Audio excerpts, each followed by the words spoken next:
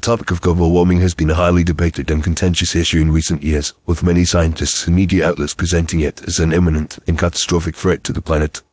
However, there are those who claim that the scientists and mainstream media are lying to us about the severity and causes of global warming. While it may seem counterintuitive to suggest that reputable sources of information would intentionally deceive the public, there are several reasons why this might be the case.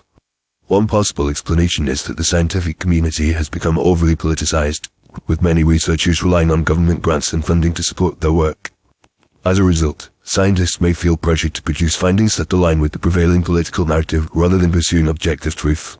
This can lead to a phenomenon known as confirmation bias, where researchers selectively interpret data to support their preconceived notions, rather than considering alternative explanations.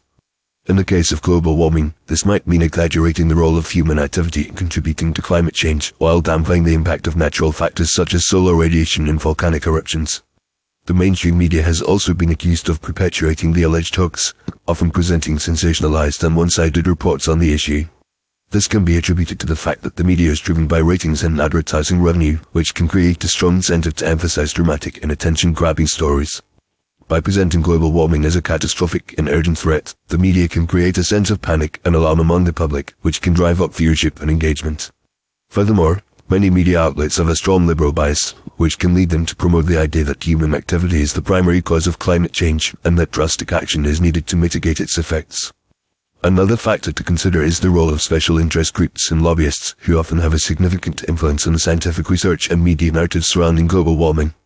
For example, organizations such as the Sierra Club and the Environmental Defense Fund have a strong vested interest in promoting the idea that human activity is causing catastrophic climate change, as this can help to advance their agendas and secure funding for their causes.